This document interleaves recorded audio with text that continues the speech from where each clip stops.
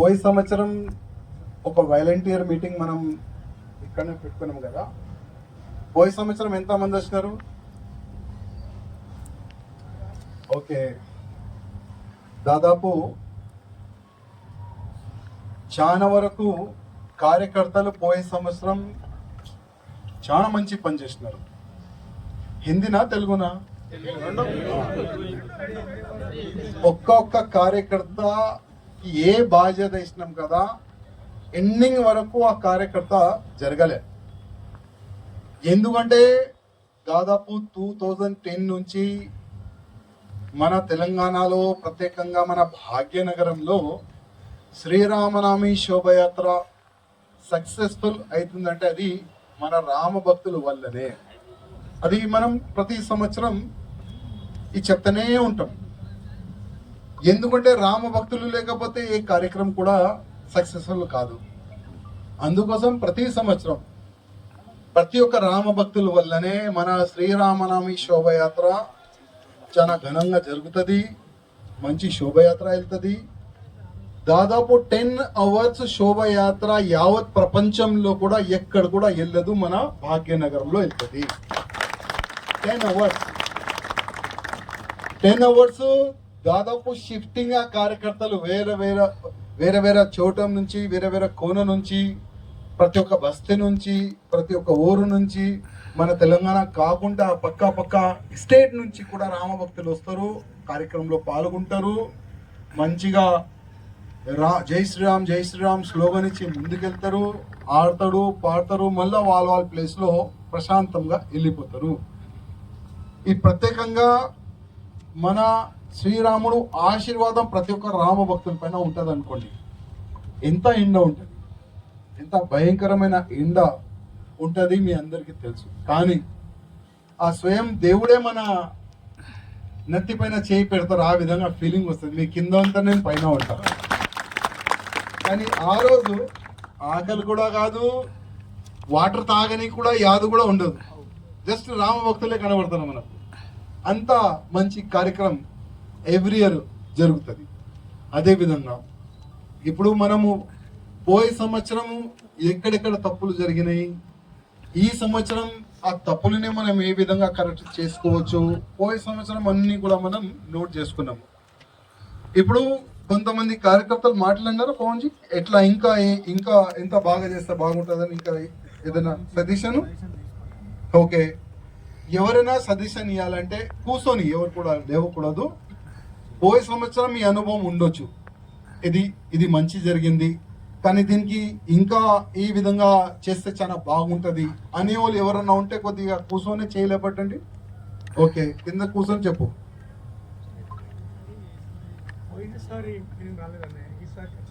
మరి పోయే సంవత్సరం గురించి మాట్లాడినా, పోయే సంవత్సరము ఏ కార్యకర్తలు వచ్చినారు కదా, మీకు ఏదైనా మంచి కనబడింది, ఇంకా దీనికి కొన్ని చేంజెస్ చాలా బాగుంటుంది అనేవాళ్ళు ఇంకా ఎవరైనా చెప్పు. అక్కడే కూర్చొని చెప్పు.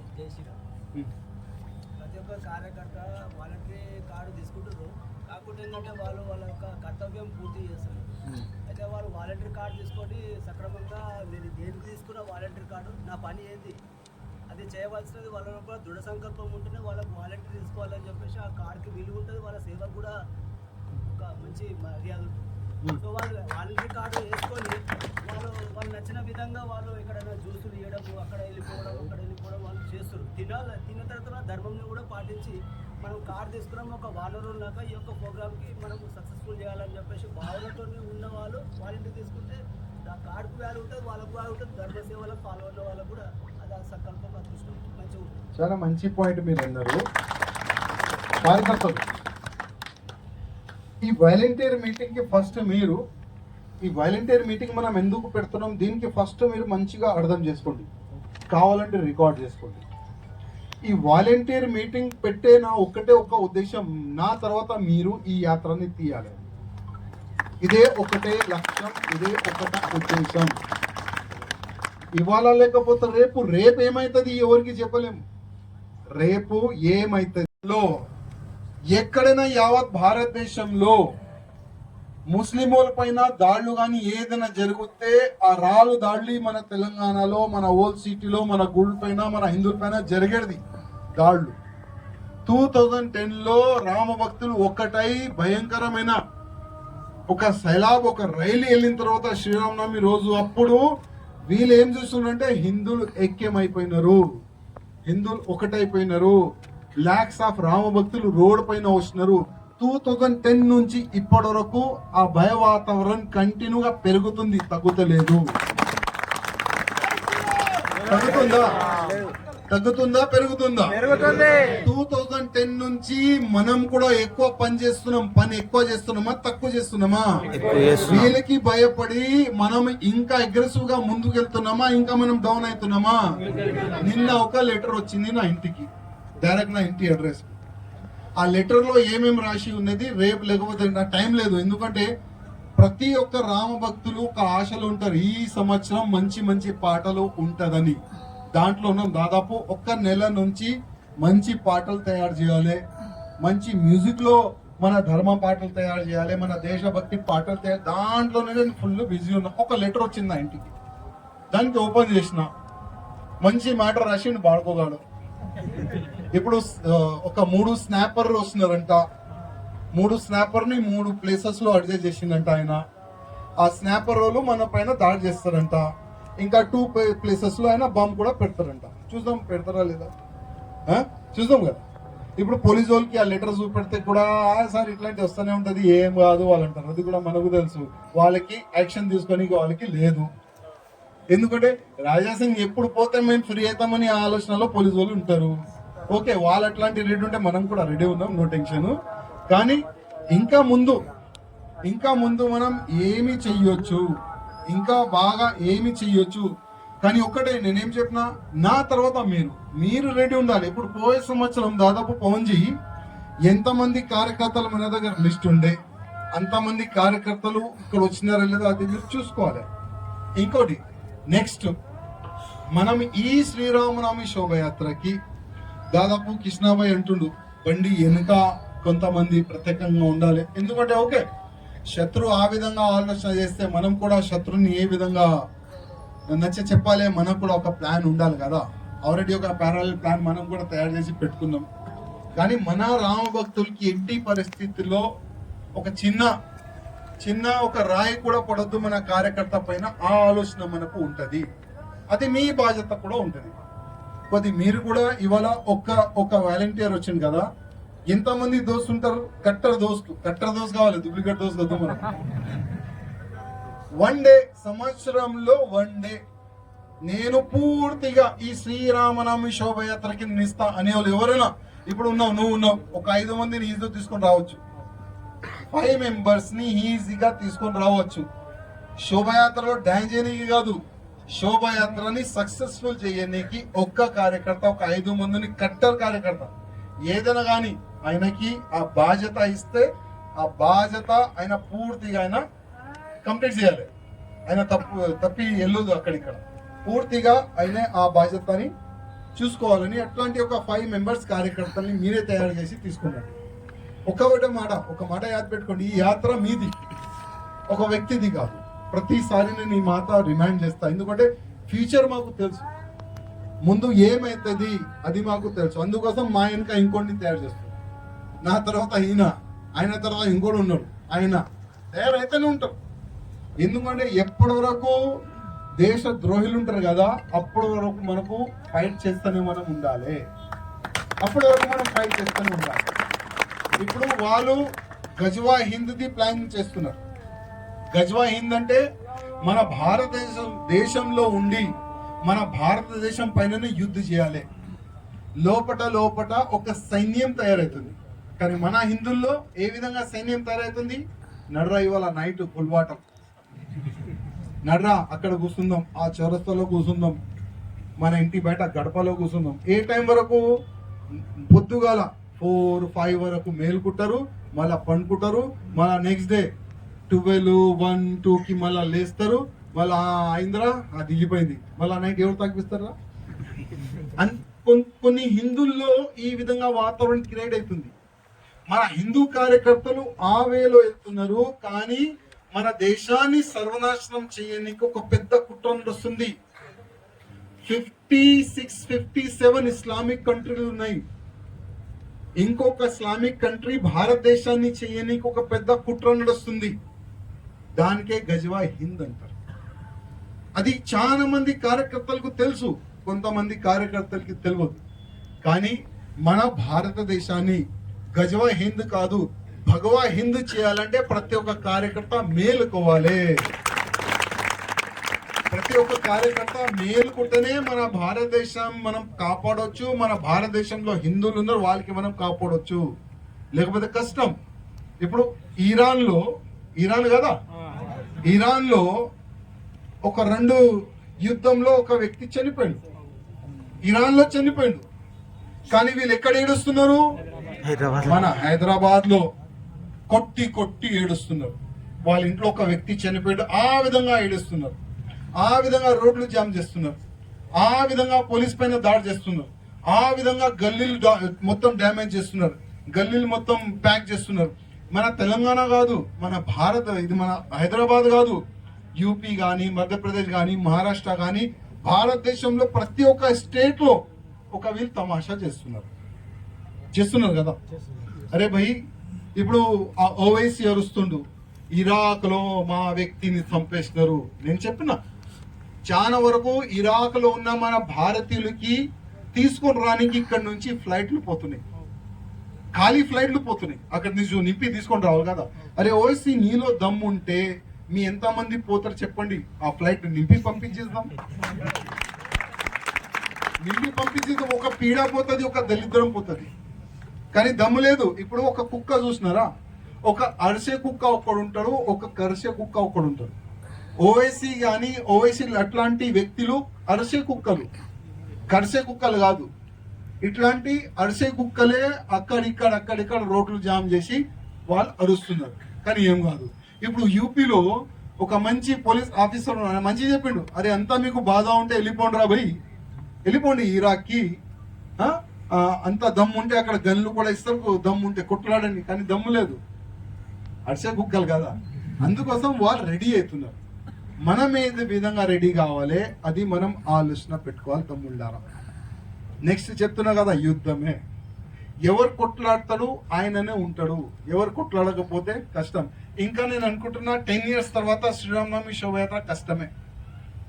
10 years తర్వాత శ్రీరామనవమి శోభయాత్ర కానీ, ఛత్రపతి శివాజీ మహారాజు శోభయాత్ర కానీ, మన హిందూ ఆల్ ఫెస్టివల్ మనం గ్రాండ్ గా చేయడానికి కష్టం అనుకోండి. ఎందుకు? మనం ఒక స్కీమ్ లో నడుస్తున్నాం, హమ్దో హమారేదో. మన హిందువులు ఏమి స్కీమ్ ఉన్నది? హమ్దో హమారేదో. ఈ ముస్లిం వాళ్ళు ఒక స్కీమ్ లో నడుస్తున్నారు, హమ్ 5 హమారే 50. హమ్ 5 హమారే 50. వాళ్ళు ఆ స్కీమ్ లో ఎందుకు నడుస్తున్నారు? ఎందుకంటే భారతదేశంలో వాళ్ళ జనాభా పెరగాలి. ఇప్పటికే 35% వాళ్ళు ఉన్నారు. ఇంకా 10-15 years తర్వాత ఆ 35% డబల్ చేయండి, ఎంత అయిపోయింది? 70%. ఎన్ని కోట్లు అయిపోయినారు వాళ్ళు? 70 crores. వాళ్ళ సంఖ్య పెరిగింది. పాకిస్తాన్ డైవర్ట్ అయింది మన భారతదేశం నుంచి, బంగ్లాదేశ్ డివైడ్ అయిపోయింది. ఇంకొక వాళ్ళ దేశం అడుగుతారు, ఇంకొక ముక్క అడుగుతారు. వాళ్ళు ఒక జనాభా పెరుగుతాయి, ఒక ముక్క అయినా అడుగుతారు, లేకపోతే భారతదేశానికి ఒక ఇస్లామిక్ స్టేట్ గా కన్వర్ట్ చేయండి అని వాళ్ళు మొత్తం ఫైట్ చేస్తారు. దానికి అంటారు గజ్వా హింద్. ఒక మాట తమ్ముళ్ళారా, ఇరాక్ లో ఆయన వ్యక్తి చనిపోతే వాళ్ళు ఇక్కడ ఎంతమంది lakhs of people రోడ్ పైన వచ్చి ఫైట్ చేస్తున్నారు, రోడ్ పైన వచ్చి అరుస్తున్నారు, రోడ్ పైన వచ్చి ఏడుస్తున్నారు. ఒకవేళ మన భారతదేశానికి పాకిస్తాన్ కి భయంకరమైన ఒక యుద్ధం జరిగితే బాబాసాహెబ్ అంబేద్కర్ గారు ఒక పుస్తకంలో ఒక మాట రాసిండు. చాలా మంది ఇక తెలియదు బాబాసాహెబ్ అంబేద్కర్ గారు ఏం రాసినారు. బాబాసాహెబ్ అంబేద్కర్ గారు ఏం రాసినారంటే, ఒకవేళ భారతదేశంలో ఉన్న ముస్లిం వాళ్ళు ఒకవేళ ప్రమాదం మన భారతదేశానికి వస్తే ఫస్ట్ ప్రిఫరెన్స్ వాళ్ళు ఇస్లాంకి ఇస్తారు, భారతదేశానికి కాదు అని స్వయం బాబాసాహెబ్ అంబేద్కర్ గారు చెప్పిన మాటలు ఇది. ఒకవేళ భారతదేశానికి ఇస్లామిక్ కంట్రీకి, ఏదైనా ఇస్లామిక్ కంట్రీకి యుద్ధం జరిగితే భారతదేశంలో ఉన్న ముస్లింలు భారత్ వైపు ఉంటారా లేక ఇస్లాం వైపు ఉంటారా? ఇది మనం కాదు, బాబాసాహెబ్ అంబేద్కర్ గారు ఆ సమయంలోనే రీసెర్చ్ చేసి మరియు ఒక పుస్తకంలో రాసిన మన బాబాసాహెబ్ అంబేద్కర్. అందుకోసం ఎప్పుడు కూడా వీళ్ళపైన మనం నమ్మకం చేయకూడదు. అందుకోసం హమ్దో హమారేదో ఆ స్కీమ్ తీసేయండి. మనం కూడా 5 మెంబర్స్ మనం మన పిల్లని మనం కనాలి, లేకపోతే ఫ్యూచర్ కష్టం అనుకోండి. ఫ్యూచర్ చాలా అంటే చాలా కష్టం. అందుకోసం మన జనాభా మన భారతదేశంలో కూడా పెరగాలి. పెరగకపోతే వచ్చే సమయంలో బొట్టు పెట్టని కూడా మీ పైన చాలా నేసేస్తారు వీళ్ళు. ఆ విధంగా ఒక మూమెంట్ క్రియేట్ అవుతుంది తమ్ముళ్ళారా. ఏమంటారు మీరు? కరెక్టేనా లేదా? అమిత్ షా గారు ఒక సర్వే ఇస్తున్నారు కదా, 1950లో మన హిందువులు ఎంత మంది ఉండే, 1950లో ముస్లిం జనాభా ఎంత ఉండే. ప్రతి 5 years లో మన జనాభా తగ్గుతుంది, వాళ్ళ జనాభా పెరుగుతుంది. మన జనాభా తగ్గుతుంది, వాళ్ళ జనాభా దీనికే మీరు అర్థం చేసుకోండి మనం ఎక్కడ వెళ్తున్నాం, వాళ్ళు ఎక్కడ వెళ్తున్నారు. వాళ్ళు ఒకటే ఒక టార్గెట్ తమ్ముళ్ళారా, గజ్వా హింద్, భారతదేశాన్ని ఇస్లామిక్ కంట్రీ చేయాలి. వాళ్ళు ఒక సంకల్పం తీసుకున్నారు. చూద్దాం మనం కూడా మన హిందువులు ఒకవేళ మేలుకుంటే మన భారతదేశంలో ఉన్న హిందువులని మనం కాపాడుకోవచ్చు, లేకపోతే కష్టం. ఒకవేళ మన హిందువుల జనాభా పెరిగిపోతే భారతదేశంలో, ఒకవేళ వాళ్ళకి ఒక సమయం వస్తుంది భారతదేశం ఇడిచి వెళ్ళాలంటే, వాళ్ళకి 56 to 57 కంట్రీస్ ఉన్నది. ఏదో ఒక కంట్రీలో వాళ్ళు సెట్ అవుతారు కదా. ఒకవేళ వాళ్ళ సంఖ్య 70% పెరిగిపోతే మనం ఎక్కడ ఉగ్గాలి? ఉందా ఏదైనా దేశం? లేదు కదా. అప్పుడు ఔరంగజేబ్ సమయంలో ఒక చేతిలో కత్తి, ఇంకొక చేతిలో గ్రీన్ బుక్ పట్టుకున్నారు. ఈ గ్రీన్ బుక్ ని యాక్సెప్ట్ చేస్తావా లేకపోతే చచ్చిపోతావా అంటే చాలా మంది గ్రీన్ బుక్ ని పట్టుకొని కన్వర్ట్ అయిపోయినారు, చాలా మంది చనిపోయినారు. ఆ సమయం మళ్ళీ వస్తుంది. అందుకోసం కొద్దిగా మీరు కూడా ఆలోచన చేయండి. మన భారతదేశాన్ని కాపాడుకోవాలంటే ప్రతి ఒక్క హిందూ కార్యకర్త మోత్ క్యాన్వేసింగ్ స్టార్ట్ చేయండి. మోత్ క్యాన్వేసింగ్. చాలా మంది ఇక్కడ యువకులు ఉన్నారు. హమ్దో హమారేదో ఆ స్కీమ్ అయితే మీరు మర్చిపోండి. మీ ఫ్యామిలీని కాపాడాలంటే హమ్దో హమారేదో కాదు, హమ్ 5 ఉండాలి. కావాలంటే ఒక సల్మాన్ని తీసుకొని రండి గిఫ్ట్ గా. హమ్ 10 యాడ్ చేయండి, ఇంకొక 5 వచ్చేస్తున్నారు కదా. లవ్ జియా 7, 6 పెళ్లిళ్ళు చేసుకుంటున్నారు. టార్గెట్ మన హిందూ అమ్మాయిని చేస్తున్నారు కదా. మీరు కూడా చేయండి. మేము మీకు ప్రొటెక్షన్ కూడా ఇస్తాం, కావాలంటే ఉండడానికి ప్లేస్ కూడా ఇస్తాం. ఒక వ్యక్తి తీసుకొని పోయిండు నిన్న పోలీస్ స్టేషన్ లో నడుస్తుంటే, వాళ్ళకి ఫుల్ సపోర్ట్ మనం ఇస్తున్నాం. ఓకే, ఇప్పుడు ఈ సంవత్సరం కూడా శ్రీరామనవమి శోభయాత్ర చాలా వైభవంగా సక్సెస్ఫుల్ చేయాలంటే ప్రతి ఒక్క కార్యకర్త సంకల్పం తీసుకోవాలి. ప్రతి ఒక్క కార్యకర్త ఇప్పుడు మీలాగా ఒక 5 మెంబర్స్ తయారు కావాలి. ఇంకోటి ఒక 2 days ముందు అంటే 25కి పవన్జీ 25కి ఒక కార్యకర్తలు ఒక మీటింగ్ పెట్టుకోండి. 25కి సేమ్ ప్లేస్ సేమ్ టైమింగ్ కి వాలంటీర్ కరెక్ట్ వాలంటీర్ కార్యకర్తలు వచ్చేస్తే, ఏ కార్యకర్త అంటే ఛత్రపతి శివాజీ మహారాజ్ విగ్రహం ఉంటుంది, మన శ్రీరామ్ భగవాన్ యొక్క విగ్రహం ఉంటుంది, రథం ఉంటుంది, డీజే ఉంటుంది, ఇంకా చాలా ముందు రథాలు ఉంటుంది. చాలా వరకు మా మహిళా శక్తిలు అందరు కూడా ఆ కార్యక్రమం మన శ్రీరామనవమి శోభయాత్ర చూడడానికి వస్తారు. ఎవరు కూడా ఎట్లాంటి కూడా ఇబ్బంది జరగకూడదు. ఆ విధంగా మేము ఈ బాధ్యత చూసుకుంటాం అనేవాళ్ళు 25కి రావాలని ప్రతి ఒక్క కార్యకర్తకి, ప్రత్యేకంగా వాలంటీర్ షోపుటప్ కార్యకర్త ప్లీజ్ వద్దు. షోపుటప్ అంటే మీ 27కి రావచ్చు, కానీ మేము మా శ్రీరామనవమి శోభయాత్రకి ఈ సంవత్సరం కూడా సక్సెస్ఫుల్ చేస్తామని ఆ కార్యకర్తలే 25కి రావాలని నేను కార్యకర్తలకి కోరుతున్నాను. ఇంకా ఏదైనా క్వశ్చన్ మీకు ఒక్కటి చెప్పిండు, ఇంకా ఎవరైనా ఉన్నారా? లేరు కదా. समाप्तम చేద్దామా? ఏ టైంకి వచ్చినారు? क्या समय पर आए आप लोग? 7 बजे. तो चलो ये साल भी ये वर्ष भी हम लोग भगवान श्री रामचंद्र जी की जन्मोत्सव के शुभ अवसर पर भव्य रूप से शोभा यात्रा हम लोग निकालेंगे. किसी प्रकार की कोई दिक्कत ना आए उस विषय पर भी हम ध्यान देंगे. एक कार्यकर्ता, 5 ऐसे कार्यकर्ताओं को लाना है जो हमारे इस श्री रामनवमी शोभा यात्रा को सक्सेसफुल, अच्छे से अच्छा सक्सेसफुल कर सके, ऐसी भावना वाले कार्यकर्ताओं को लेकर आइए. और इस बार 25 ऐसे तेलुगु जबरदस्त गाने हैं जिसको मैं बोल नहीं सकता, उसी दिन प्ले करेंगे. और 70 to 80 लगभग अच्छे हिंदी सॉन्ग्स भी है, वो भी आप लोगों को हम 27 के दिन शाम में सबको हम लोग व्हाट्सएप के माध्यम से गाने आप सबको दे देंगे. पवन जी, ఓకే పవన్ జీ ఇంకా మీరు చూడండి. జై శ్రీరామ్. భయ్య చెప్పినట్టు షో పుటప్ కార్యకర్తలు